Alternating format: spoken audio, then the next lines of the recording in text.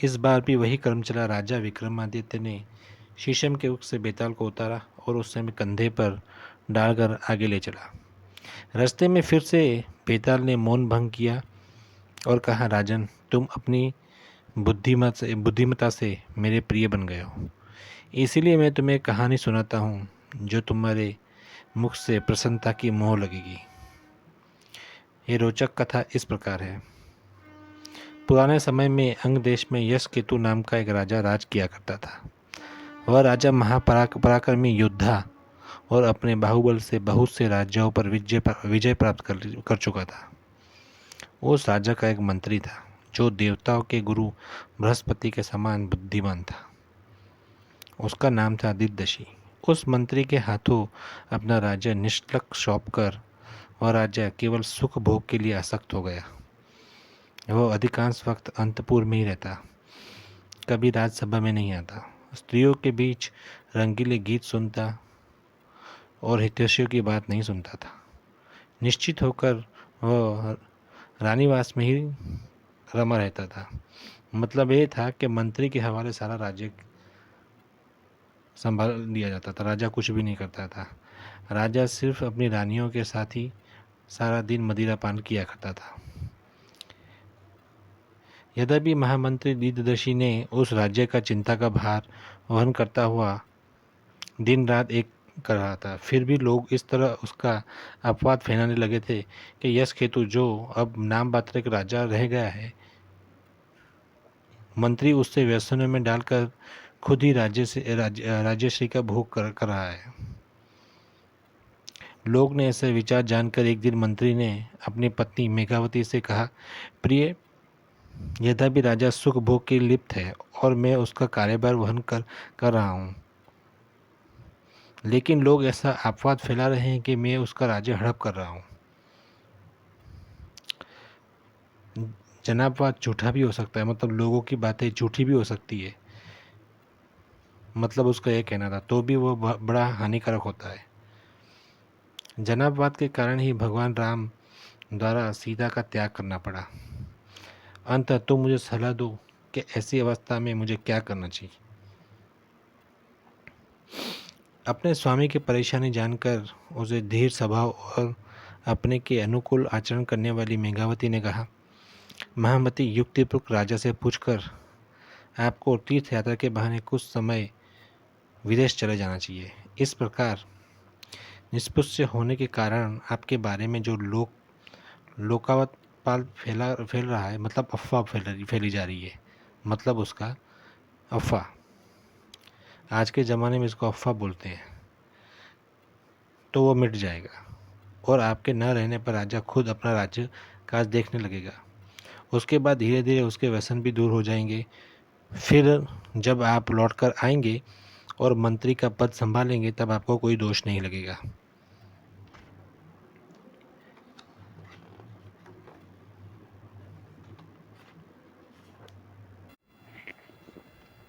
पत्नी ने ऐसा कहने पर मंत्री बोला, तुमने ठीक कहा प्रिय, मैं बिल्कुल ऐसा ही करूँगा। तब वह राजा के पास गया और बातों बातों में ही उसने राजा से कहा, राजन, आप मुझे कुछ दिनों के लिए छुट्टी दे दें, जिससे मैं तीर्थ यात्रा पे चला जा सकूं, क्योंकि धर्म में मेरी बहुत आस्था है। यह सुनकर राजा ने कहा, ऐसा मत करो मंत्रीवर, तीर्थ यात्रा के बिना भी घर में रहते हुए दान आदि करके तुम पुण्य फल प्राप्त कर सकते हो। यहाँ भी तुम कर्म कर सकते हो। मंत्री बोला, दान आदि के द्वारा जो अर्थ शुद्धि ही पाई जा सकती है राजन, किंतु तीर्थ से अनस्वर शुद्धि प्राप्त होती है। अंत बुद्धिमान लोगों को चाहिए कि वे यौवन के रहते हुए तीर्थ यात्रा कर लें। शरीर का कोई भरोसा नहीं, समय बीत जाने पर तीर्थ यात्रा कैसे हो सकती है। मंत्री के जब इस प्रकार राजा के समझाने पर का प्रयास कर रहा था, तभी प्रतिहारी वह आके पहुंचा और राजा से बोला, स्वामी, दोपहर का समय हो चुका है, अंत आप उठकर स्नान कर ले, क्योंकि स्नान का समय बीता जा रहा है। यह सुनते ही राजा का उठकर स्नान करने के लिए खड़ा हो गया। यात्रा के लिए मंत्री ने भी उसे प्रणाम करके वहाँ से चला गया। मंत्री ने घर आकर जैसे तैसे अपनी पत्नी को मनाया, क्योंकि वे खुद ही उसके साथ चलने के आग्रह कर रही थी। फिर वो अकेला ही यात्रा के लिए चल पड़ा। अनेक देशों में घूमता हुआ और तीर्थ यात्राओं का यात्रा करता हुआ वह मंत्री पौंड्रक देश में जाके पहुंचा। उस देश के एक नगर में समुद्र किनारे एक शिव मंदिर था। दीर्घदर्शी उस मंदिर में पहुंचा और वहां मंदिर के आंगन में बैठकर श्रम की थकान दूर किया। बहुत थका हुआ था और वहां देवता के पूजन के लिए आए हुए नीतिदत्त नाम का एक वणिक ने दीर्घदर्शी को देखा, जो दूर से आने के कारण धूल से भरा हुआ था और कड़ी धूप के कारण कुमला गया था। मंत्री की ऐसी अवस्था में यज्ञोपवीत पहने पर एक उत्तम लक्षण वाला देखकर वणिक ने उसे कोई श्रेष्ठ ब्राह्मण समझा। मतलब उसने जनई पहनी हुई थी, इसीलिए वणिक ने उसको कोई श्रेष्ठ ब्राह्मण समझा और उसको सत्कार पूर्वक उसके अपने घर पे ले गया। घर जाकर उस वणिक ने मंत्री को स्नान करवाया। उत्तम भोजन आदि से सत्कार करने के बाद जब विश्राम कर चुका तो उससे पूछा, श्रीमत आप कौन हो, कहाँ से के रहने वाले हो और कहाँ जा रहे हो? तब दीर्घदर्शी ने उससे गंभीरतापूर्वक कहा कि मैं एक ब्राह्मण हूँ और तीर्थ यात्रा करता हुआ यहाँ आया हूँ। तब व्यापारी नीतिदत्त ने दीर्घदर्शी से कहा, हे ब्राह्मण श्रेष्ठ, मैं व्यापार करने के लिए सुवर्णद्वीप जाने वाला हूँ, इसलिए तुम मेरे घर में तब तक ठहरो जब तक कि मैं लौट कर नहीं आता। तुम तीर्थ यात्रा से थके हुए हो, यहाँ मेरे घर रहकर तुम विश्राम करो। यह कथा यह सुनकर दीर्घदर्शी ने कहा, फिर मैं यहाँ ही क्यों न रहूँ श्रीमत, मैं तो सुखपूर्वक आपके साथ ही चलूँगा। उसने मतलब दीर्घदर्शी ने जिद पकड़ ली कि मैं अभी आपके साथ ही जाने चलूँगा। इस पर उस सज्जन वणिक ने कहा, ठीक है, यदि ऐसी आपकी इच्छा है तो साथ में चलो। बहुत समय बाद दीर्घदर्शी ने उसके यहाँ सोने के लिए नर्म शैया मिली, जो गद्दा बोलते हैं, नर्म गद्दा मिला, इसीलिए वह बिस्तर पड़ते ही चैन की नींद आ गई। अगले दिन उसको व्यापारी ने समुद्र तट पर गया और व्यापारी के सामग्री से लदे जहाज में बैठ गया। अनेक द्वीपों की यात्रा करता हुआ आश्चर्यजनक भयानक समुद्र को देखता हुआ वह सुवर्णद्वीप जाके पहुंचा। कहाँ तो महामंत्री का पद और कहाँ समुद्र का लागना। किसी ने सच ही कहा है कि आप जैसे डरने वाले सज्जन क्या नहीं करते। दीर्घदर्शी ने उस वणिक निधिदत्त के साथ खरीद बिक्री करते हुए कुछ समय द्वीप में निवास किया। उस वणिक के साथ जब वह जहाज पर बैठा और वापस लौट रहा था, तब रास्ते में उसने एक समुद्र के लहरे के पीछे उठते हुए कल्प वृक्ष को देखा, मतलब बहुत बड़ा पेड़ को देखा। उस वृक्ष की शाखाएं मुर्ग की तरह सुंदर थी। उसके स्कंद स्वर्ण जैसे चमचमाते हुए थे और मनोहर मणियों वाले फलों तथा पुष्पों से शोभित था। उस वृक्ष के स्कंद पर उत्तम रत्नों से युक्त एक पर्यक पड़ा हुआ था, जिस पर लेटी हुई एक अद्भुत आकार वाली सुंदर कन्या को उसने देखा। वह अभी उस कन्या के बारे में सोच ही रहा था कि कन्या वीणा उठाकर गीत गाने लगी, जिसके बालों का भावार्थ कुछ इस प्रकार था। जो गीत था उसके बोल कोई इस प्रकार थे। मनुष्य कर्म का जो बीज पहले बोता है वही निश्चित उसका फल भोगता है। पहले किए हुए कर्मों का फल विधाता भी नहीं टाल सकता। ये उस गीत के बोल थे। वह अलौकिक कन्या कुछ देर इस प्रकार गाकर उस कल्पवृक्ष जिस पर वह लेटी थी उससे पर्यक सहित समुद्र में विहीन हो गई, मतलब गायब हो गई। धीरदर्शी ने सोचा, यह आज मैंने कैसा अद्भुत और अतुल्य दृश्य देखा, मतलब अद्भुत दृश्य देखा। कहा यह कि समुद्र कहाँ देखकर विलीन हो जाने वाली ये अलौकिक मायावी स्त्री एक वृक्ष, ऐसे अनेक आश्चर्य के खान यहाँ समुद्र सचमुच वंदनीय है। लक्ष्मी, चंद्रमा, परिजात आदि भी इसी से निकले थे। ऐसा सोचकर दीर्घदर्शी अचरज में पड़ गया और यह देखकर नाविक ने कहा, श्रीमत, आप शायद उस कन्या को देखकर आश्चर्य हो गया हो, लेकिन ये उत्तम कन्या तो इस प्रकार की यहाँ अवसर दिखाई देती है। मतलब उसका मित्र बोल रहा था, कन्या अक्सर यहीं पे दिखाई देती है, यह दिखाई देती है और फिर से समुद्र में विलीन हो जाती है, मतलब गायब हो जाती है, क्योंकि उससे अपने पहली बार देखा है, इसीलिए ऐसा आपको आश्चर्य व्यक्त करे वो। हाँ, शायद यही बात है, धीरदर्शी बोला और उसी दिशा में देखता हुआ खामोश हो गया। काफ़ी देर तक चलने के बाद अंत जहाज में लंगर डाला।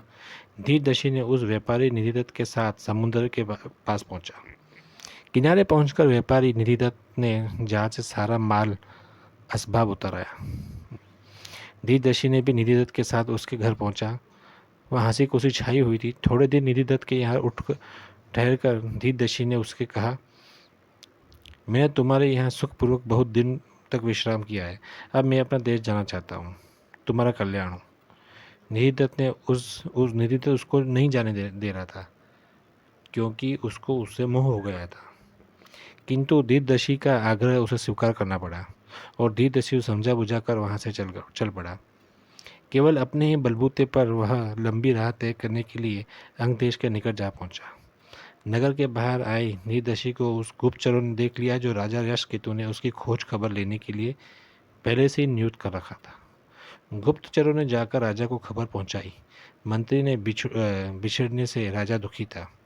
अंत वे खुद ही उसकी अगवानी हेतु नगर से बाहर पहुंचा और उससे गले लगाकर उसका अभिनंदन किया। धीरदर्शी को महल में लाकर वही राजा उसकी यात्रा का पूरा वृत्तांत पूछा तो धीरदर्शी ने श्रवणद्वीप तक मार्ग में सारा वृत्तांत उसके कहा जो उसके साथ हुआ था। इतने में उतराती हुई उस अलौकिक मायावी कन्या का वृत्तांत भी, सारा वार्तालाप भी उसने राजा को सुनाया। और वो बोला कि अद्वितीय सुंदरी जिसे कल्पवृक्ष पर बैठकर उसने गाते देखा था, उस कन्या की रूप राशि का वृत्तांत सुनकर राजा इस प्रकार कामवश हो गया कि उसके बिना अब उसे एक पल भी जीवन निष्कलंक जाने पड़ा, मतलब एक पल भी नहीं जी सकता था। उसके मंत्री को एकांत में ले जाकर उसने कहा, उस कन्या को देखे बिना मैं जीवित नहीं रह सकता। अंत में मैं तुम्हारा बताए मार्ग के पास उसके जाना चाहता हूँ। तुम ना तो इस काम से मुझे रोको और ना ही मेरे साथ चलो। मैं छिपकर अकेला ही वहीं जाऊंगा। तुम मेरे राज्य की रक्षा करो। मेरी बात तुम टालना नहीं, अन्यथा तुम्हें मेरे प्राणों से हाथ धोना पड़ेगा। राजा ने अपने बात के विरोध में मंत्री से कुछ भी कहने के लिए नहीं रखा और बहुत से उत्सुक उसके परिजनों के पास भेज दिया। वहाँ बहुत हंसी खुशी भरे वातावरण के होते हुए धीरदर्शी उदास ही रहता था, क्योंकि स्वामी यदि असाध्य कार्य में तत्पर हो तो मंत्री कैसे खुश रह सकता है।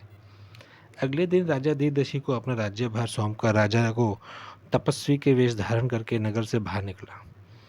मार्ग में राजा ने कुशलदत्त नाम की मुनि को देखकर प्रणाम किया। मुनि ने तपस्वी वेशधारी राजा से कहा, तुम निश्चित होकर आगे बढ़ो। लक्ष्मीदत्त नामक वणिक के साथ जहाज में तुम समुद्र में जाकर तुम उससे इच्छित कन्या को पाओगे।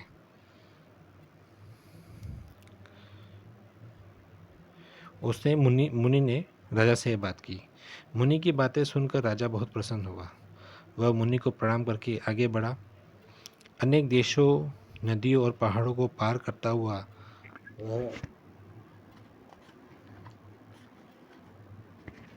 वह समुद्र तट पर पहुंचा। वह मुनि की कथा अनुसार उसकी भेंट लक्ष्मीदत्त नामक उसी वणिक से हुई जो स्वर्णद्वीप जाने की इच्छा रखता था। राजा के पैरों में चक्र का चिन्ह था। रजोचित मुख मुद्रा आदि देखकर उस वणिक ने उसे प्रणाम किया। राजा ने उसी के साथ रहकर उसके जहाज में चढ़कर समुद्र के पास गया। जहाज जब बीच समुद्र में पहुंचा तब जल के भीतर वहीं से कल्पवृक्ष निकला, जिसके स्कंद पर वह कन्या को देखने लगा। इसी बीच वह वीणा बजाती हुई सुंदर गीत गाने लगी, जिस गीत के बोल हैं कि मनुष्य कर्म का जो बीज पहले बोता है वह निश्चित तौर पर ही उसका फल भोगता है। पहले किए हुए कर्म को फल को विधाता भी नहीं टाल सकता।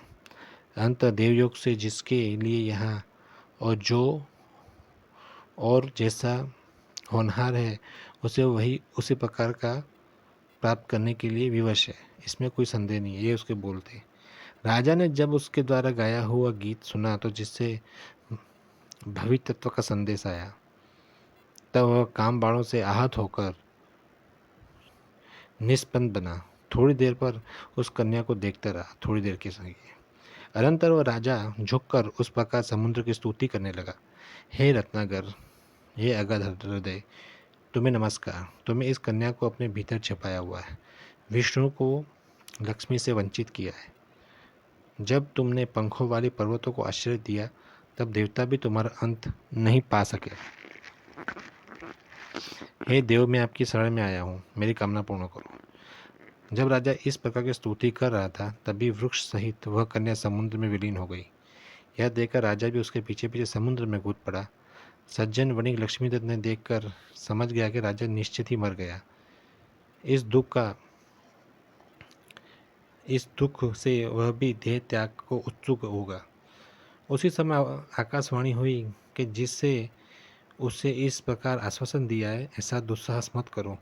डूबे हुए उस मनुष्य को समुद्र में कोई भय नहीं। तपस्वी वेशधारी इस राजा का नाम यशकेतु है। यह कन्या पूर्व जन्म इसकी स्त्री थी, इसीलिए यह आया है। अपनी इस स्त्री को प्राप्त करने के लिए फिर राजा अंगराज्य में चला जाएगा। यह सुनकर व्यापारी अपनी इष्टा सिद्धि के लिए अपने अभिष्ट स्थान की ओर चला। उधर डूबे हुए राजा यशकेतु ने उस महासमुद्र में अकस्मात एक अलौकिक नगर देखा। उसको बहुत आश्चर्य हुआ। वह जगमगाती मणियों में खंभों वाले स्वर्ण और मोतियों वाली दीवारों और मोतियों की जाली से युक्त खिड़कियों वाले प्रासाद थे। वहाँ सरोवर थे जिनकी सीढ़ियाँ अनेक प्रकार की रत्न शिलाओं से बंधी थी और बगीचे बाग बगीचे भी थे जिनकी कामना पूर्ण करने वाले कल्पवृक्ष थे। इन सब से वह नगर खूब सुशोभित था। राजा ने हर घर में जाकर अपनी प्रिया की खोज की लेकिन वह उसे नहीं दिखाई दी। मतलब राजा एक समुद्र के नगर में जाके पहुंचा था, वो खोज रहा था अपनी प्रिया को, वो नहीं दिखाई दी। तब वह उसे मणि भवन पर चढ़ गया और उसका द्वारा खोलकर भीतर जाके पहुंचा। भीतर उसने उत्तम रत्नों वाली पर्यक सिर से पांव तक चादर ओढ़े किसी को सोते हुए देखा। तब राजा समझ गया कहीं यही तो नहीं है। ऐसा सोचते हुए जैसे ही उसने मुंह के चादर हटाई तो अपने मनचाही स्त्री को देखा। मुख से चादर हटते ही वो स्त्री अत्यंत सुंदरी घबरा कर बैठी और अपने नज़रों से राजा को देखने लगी। फिर उसने राजा से पूछा, आप कौन हो और इस अस्पताल में आप कैसे पहुँचे? हमारे नगर में आप कैसे पहुँचे? आपके शरीर पर जो राज चिन्ह का अंकित है, फिर आपने यह तपस्वी का वेश क्यों बना रखा है? हे महाभाग, यदि आप मुझ पर आपकी कृपा हो तो मुझे ये बताइए। तब राजा ने अपना परिचय दिया और आने का उद्देश्य भी बता दिया। फिर उसने उस सुंदरी से अपना परिचय देने को कहा तो सुंदरी बोली, हे महाभाग, मैं विद्याघरों के राजा सौभाग्यशाली मुर्गासेन की कन्या मुर्गाकवती हूँ। मेरे पिता जाने किस कारण मुझे इस नगर में अकेले छोड़कर नगरवासियों सहित जाने लगे और पता नहीं कहाँ चले गए। इसीलिए इस सोनी बस्ती में जी न लगने का मैं समुद्र में उतरकर यांत्रिक कल्प वृक्ष पर बैठी भावी तत्व के गीत गाया करती हूँ। मुर्गावती ने ऐसा कहने पर उस मुनि की बातें स्मरण करते हुए राजा ने उससे प्यार भरी बातें और इस प्रकार रिझाया कि प्रेमवश होकर उसने उस समय उस वीर राजा की पत्नी बनना स्वीकार कर लिया। किंतु साथ में एक शर्त लगा कि उसी रानी ने राजा से शर्त लगाया कि उसने कहा कि आर्यपुत्र, ये प्रत्येक मास के शुक्ल तथा कृष्ण पक्ष की अष्टमी और चतुर्दशी को 4 दिन के लिए मैं आपके पास उपलब्ध नहीं रहूँगी। इन दिनों में जहाँ चाहूँ वहाँ जा सकती हूँ। आप मुझे रोकोगे नहीं, इसका कोई प्रश्न पूछोगे? बोलो, स्वीकार है तो बोलो। राजा ने तुरंत बोला, मुझे स्वीकार है। राजा के ऐसा कहने पर यही मायावी कन्या, अलौकिक कन्या ने उसी समय गर्दर विथि से विवाह कर लिया। राजा के उसके यहाँ रहते हुए दाम्पत्य जीवन का सुख प्राप्त करने लगा। जब कई दिन बीत गए तो एक दिन मुर्गावती ने उसे कहा, आर्यपुत्र, मैंने जिसके बारे में आपसे कहा कि कृष्ण पक्ष की चतुर्दशी आज ही है, मैं काम से कहीं बाहर जा रही हूँ। आप यह मेरी प्रतीक्षा कीजिए, किंतु स्वामी यहाँ रहते हुए आप इसे स्फटिक के भवन में मत जाना, क्योंकि वहाँ की वादी में गिरते ही आप भूलोक में पहुँच जाएंगे। इस प्रकार राजा को समझा बुझाकर वह नगर से बाहर चली गई। राजा के मन में कौतूहल हुआ मन में शंका की राजा के मन में। इसीलिए हाथ में तलवार लेकर वह भी छिपकर उसके पास गया, पीछे पीछे चला। वह राजा के ने आते हुए एक राक्षस को देखा रास्ते में। राजा ने, वह अंधकार की तरह काला था और उसका मुख पहले से ग्वार खुला हुआ था, जिसके वह साकार पाताल की भांति जान नहीं पड़ता था। उस राक्षस ने घोर गर्जना के साथ झपड़कर मृगावती को अपने मुंह में निगल लिया।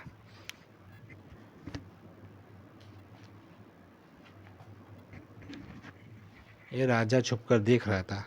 यह देखकर राजा को क्रोध आया और उसके केंचुल से निकले हुए सांप के समान अपनी तलवार निकाली और दांतों से होठ को दबाकर झपटते हुए उस राक्षस का सिर काट डाला। उस राक्षस के धड़ से निकलते हुए रक्त से राजा को क्रोधाग्नि बुझ गई, किंतु पत्नी के वियोग से न बुझ सकी। राजा ने उसके मुंह अंधकार में अंधा सा हो गया और वह अकेले खड़ा था और उसे कुछ भी सूझ नहीं रहा था उसको। तभी जैसे दिशाओं को प्रकाशित करता हुआ निर्मल चंद्रमा प्रकट होता है, वैसे उस राक्षस के मेघ मलिन शरीर को फड़फड़ाती हुई जीती जागती अदंत शरीर वाली मृगावती निकली। राक्षस के शरीर से मृगावती निकल आई। राजा ने आश्चर्यचकित से देखा और उसकी प्रिया संकट को काट आई। उसने आओ आओ कहते हुए दौड़कर उसका आलिंगन किया, मतलब गले लगाया।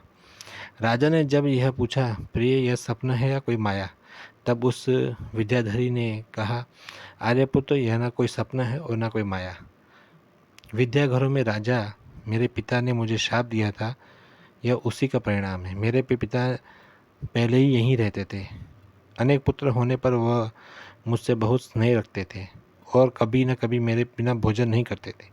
शिव के पूजन में रुचि होने के कारण मैं शुक्ल और कृष्ण इन दोनों पक्षों को अष्टमी और चतुर्दशी को इस निर्जन स्थान में आया करती हूँ। एक बार चतुर्दशी को यहाँ आई और गौरी पूजन करती हुई ऐसे तल्लीन हो गई कि संयोगवश में पूरा दिन बीत गया। उसी दिन मेरे पिताजी ने भूख लगने पर कुछ खाया नहीं था। वे मुझ पर बहुत क्रोध हो गए और मुझे अपराध हो गया था। अंत रात होने पर जब मैं सिर झुकाए लौटी तो मेरे पिताजी ने मुझे शाप दिया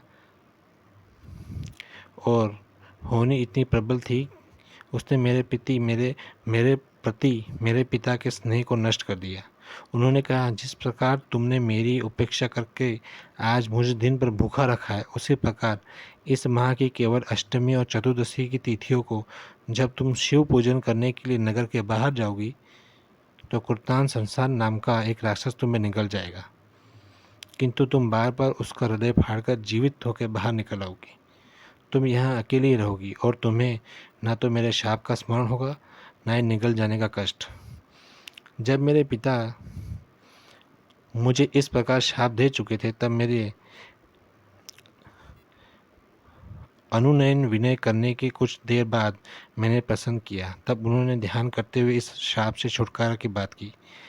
जब अंग देश का राजा यशकर तुम्हारा पति बनेगा और तुमको राक्षस के द्वारा निगल गई देखकर उसने राक्षस को मार डालेगा, तब उससे हृदय को फाड़कर निकली हुई तुम इस शाप से मुक्त हो जाओगी। तभी तुम्हें इस श्राप का और अपनी सारी विद्याओं का स्मरण हो जाएगा। इस श्राप के कारण इस प्रकार श्राप से छुटकारे की बात बताकर मुझे अकेले छोड़कर मेरे पिता भूलोक में निषेध पर चले गए। तब से मैं यही श्राप से मोहित हो और वैसा ही करते हुए यहाँ पड़ी हूँ। आज उस श्राप से मेरा छुटकारा हो गया, मेरी सारी स्मृतियाँ भी लौट आई। अब मैं निषेध पूर्वक की अपने पिता के पास वापस जाऊंगी। श्राप से मुक्त होते ही बाद में हम लोग फिर से अपनी गति को प्राप्त हो जाएंगे। हम विद्यावरों में ऐसी प्रणाली है। आपको इस बात की स्वतंत्रता है कि आप चाहे चाहे यहाँ रहें या अपने देश चले जाएं। मृगावती का कह रहा था। मृगावती के ऐसा कहने पर राजा ने दुखी होकर उसे अनुरोध किया, सुंदरी तुम मुझ पर कृपा करके सिर्फ 1 सप्ताह और रुक जाओ। हम उद्यान में क्रीड़ाएं करते हुए अपनी उत्सुकता दूर करेंगे। उसके बाद तुम अपने पिता के पास चली जाना और मैं अपने देश चला जाऊंगा। राजा की इस बात को मुग्धा और मुग्धवती ने स्वीकार कर लिया। तब वह अपनी प्रिया के साथ वही बगीचों में, उद्यानों में वापिस में 6 दिनों तक विहार करता रहा। 7वें दिन वह युक्तिपूर्वक अपनी प्रिया को उसी भवन में ले गया जहाँ वह वापिका थी, जो भूलोक में पहुँचाने वाली यांत्रिक के समान थी। वहाँ मुर्गावती के गले हाथ डालकर वह उस वापी में कूद पड़ा और उसके साथ अपने नगर के उद्यान की वापी में जा उतरा। वहाँ अपनी प्रिया के साथ आए राजा को उद्यान के मालियों ने देखा और पसंद हुए। उसने मंत्री दिदर्श को इस बात की सूचना पहुंचाई। अपनी इच्छित स्त्री को साथ लेकर राजा के निकट जाकर मंत्री ने उसके पैरों में गिरा और नगरवासियों के साथ उसका आदरपूर्वक राजमहल में ले गया। मंत्री ने अपने मन में सोचा, राजा ने इस अलौकिक स्त्री को कैसे प्राप्त किया जिसे मैंने क्षण मात्र के लिए आकाश में चमकने वाली बिजली के समान देखा था। सच है विधाता सचमुच विधाता की देह है। जिसके ललाट पर जो कुछ लिखा है वो कितना भी असंभव होने पर उसे अवश्य प्राप्त होता है। मंत्री जब ऐसा सोच रहा था तब दूसरे नागरिक भी राजा के वापस आने का प्रसन्न हो रहे थे और उस अलौकिक स्त्री को प्राप्ति के कारण आश्चर्य कर रहे थे। सप्ताह भर समय कैसे अमोद प्रमोद में बीत गया, राजा और मुर्गावती को पता ही नहीं चला। 7 दिन के बाद एकाएक मुर्गावती ने अपने पिता के पास जाने की याद आई और उस पे विद्याघरों को गति प्राप्त करने की इच्छा की, किंतु अब उसे आकाश में उड़ने की विद्या स्मरण नहीं आई। यह जानकर उसे बहुत दुख पहुंचा और वह उदास रहने लगी। राजा ने जब उससे उदास रहने का कारण पूछा तो उसने बताया, आर्यपुत्र, शाप से मुक्त होने पर भी मैं इतने दिनों तक तुम्हारे पति के कारण यहाँ रही हूँ। इसके आप अपनी विद्या को भूल गई हूँ और मेरी अलौकिक शक्ति भी नष्ट हो गई है।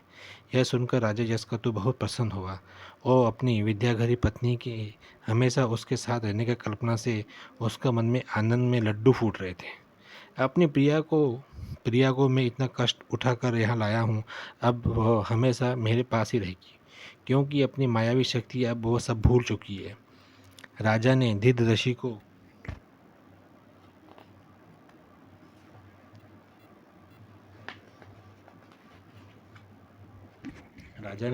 को बताया। यह सुनकर धीरदर्शी अपने घर गया और उसी रात सोते समय हृदय फट जाने पर उसकी मृत्यु हो गई। धीरदर्शी की मौत से राजा को बहुत शोक हुआ, किंतु समय बहुत बलवान होता है और भारी भारी शोक से धीरे धीरे समाप्त कर देता है। राजा भी धीरदर्शी की मृत्यु को गम भुलाता गया और मुर्गावती के साथ रहकर बहुत दिनों तक राजकाज करते लगा और दाम्पत्य जीवन का सुख भोगने लगा। यह कथा सुनकर विक्रम के कंधे पर बेताल ने उससे पूछा, राजन, अब तुम्हें मुझे बताओ कि राजा यशकेतु को वैसा अभ्युदय होने पर भी उसके महामंत्री धीरदर्शी के हृदय क्यों विदीर्ण हो गया? उसकी मृत्यु क्यों हुई? क्या उसका हृदय इस शौक से फट गया था कि उसे वह अलौकिक स्त्री नहीं मिल सकी, अथवा उस राज्य की इच्छा रखता था, या राजा के वापस लौट आने से उसे जो दुख हुआ कारण वो था? राजन, जानते हुए भी तुम यदि मुझे नहीं बताओगे तो तुम्हारा धर्म नष्ट हो जाएगा और तुम्हारे सिर के 100 टुकड़े हो जाएंगे। यह सुनकर राजा विक्रमादित्य ने बेताल से बोला, हे महाभाग, उत्तम चरित्र वाले उस मंत्री श्रेष्ठ के लिए इन दोनों में से कोई भी बात उचित नहीं जान पड़ती। इसके विपरीत उसने यह सोचा होगा कि जिस राजा ने केवल साधारण स्त्री में लिप्त होकर राज्य की उपेक्षा की थी, वह अब अलौकिक स्त्री के प्रति अनुराग होने पर उसका हाल क्या होगा। फिर इसके लिए उसने जो इतना कष्ट उठाया, उससे लाभ के बदले हानि ही अधिक हो गई। ऐसा सोचने के कारण उस मंत्री का हृदय फट गया और उसकी मृत्यु हो गई। राजा विक्रमादित्य के ऐसा कहने पर मायावी बेताल उसे कंधे पर उठाकर वही अपने स्थान पर शीशम के वृक्ष पर पास लटक गया। कथा समाप्त।